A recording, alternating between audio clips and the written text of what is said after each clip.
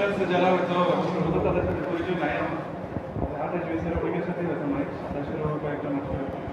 আমার পরিচয়টা আগে দিই। আমি হচ্ছে মোহাম্মদ ফয়সাল পেয়েছি, আমি মার্কেটিং 23rd ব্যাচ, শেষ হয়েছে আর আমি হলে প্রথমে ছিলাম 330 নম্বর রুমে, তারপরে এখন আছে 147 নম্বর।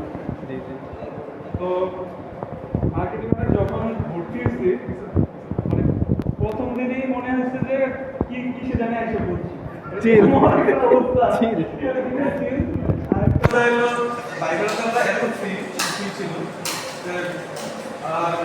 মানে প্রথম এমন একটা ইয়ে হয়েছে যে মার্কেটিং কোনো পড়াশোনা নেই, তার একটা বঙ্গবন্ধু হলেই অনলাইন করে দেখলাম রাজনীতি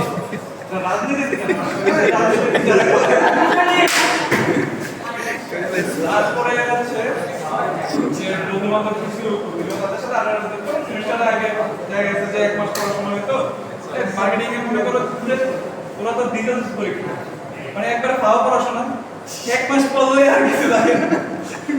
সিজিপিএ একটা নিয়ে যেতে পারবি বা আসি নিয়ে গেছো এটা সবাই এটা যে কেউ 1 মাস পড়বো এটা পাইবো। ঠিক আছে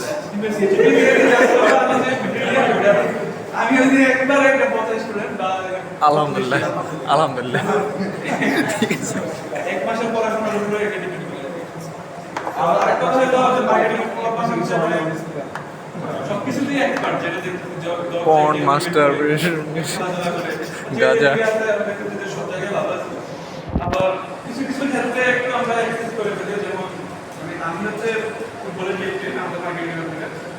তো এইবার তো তোরা জানো লয়ের সাথে কি একটা ঘটনা ঘটছে, মাঠের মধ্যে কোনো ঝামেলা হয় নাই, বাট আনফরচুনেটলি আমরা আগাইতে পারি না, জিততেও ভালো হয়েছে। মাইর তো আমরা দিছি, সমস্যা নাই, এটা মায়ের দিছি সমস্যা নাই, বাট কিছু সময় একটু চুপ থাকতে হবে, কারণ আমরা তো আমারও এখন এরকম ফিল হইতেছে না, কিন্তু যখন ইনস্ট্যান্ট আমরা ভিডিও করে দিয়েছি আমাদের টুর্নামেন্ট থেকে, তখন খুবই খারাপ লাগছে। এটা সবারই লাগার কথা, কারণ আমরা 1-2 মাস পরিশ্রম করছি, তারপর হয়তো আনফরচুনেটলি ঘটনার জন্য এরকম হয়েছে। তো এই ব্যাপারগুলোতে তোর ভবিষ্যতে যেন না হয় যে আমরা কোনো একটা কিছুতে আগে আসি, কোনো একটা আনফরচুনেট ঘটনা আমরা নিজেরাই ক্রিয়েট করলাম, তারপরে আমরা এটা সাফার করতে এরকম যেন না হয়, এটা একটু খেয়াল রাখতে। আর বলে উঠছি এলো করোনার আগে ব্যাগে টাইগে গেলাম, তারপরে করোনা এলো, করোনার পরে 1 বছর পরে আবার চেঞ্জ করে উঠতে গেছে, ওরা এর আগে দুই রুমে আর উঠতে পারে টাকা পয়সা দিয়ে উঠলে তো ভালো হয়েছে। আমার পাশে রুমে সিঙ্গেল রুম, ওটা মনে করলে যে 1 মাস ধরে খালি করে রয়েছে, কেউ আর উঠেছে, তখন অন্যরকম পরিস্থিতি ছিল, এখন পরিস্থিতি চেঞ্জ হয়েছে।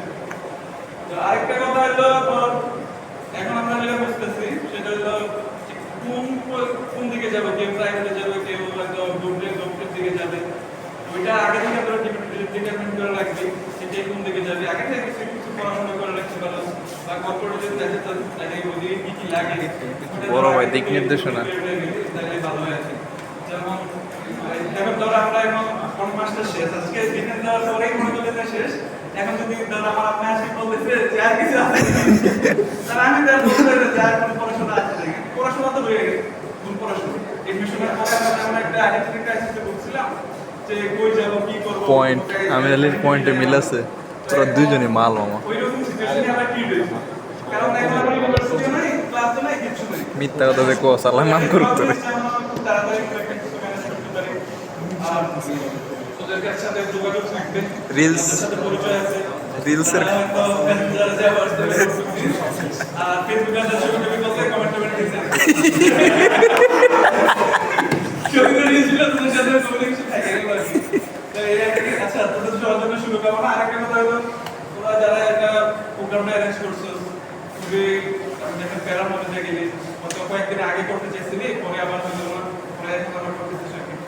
তো এটাই আর কি যে থাক সবাই বিয়ে কবে করতেছেন, বিয়ে কবে করতেছেন, ঠিক ঠিক আচ্ছা বিয়ের ব্যাপারটা হলো বিয়েটা করতেই হবে, আছে রেডি আছে, পাত্রী রেডি চাকরি হলে দেবো না, দাওয়াত তো হবে না, এগুলো মিথ্যা কথা বইলা লাভ নাই, এগুলা দাওয়াত তো হবে না বুঝাই।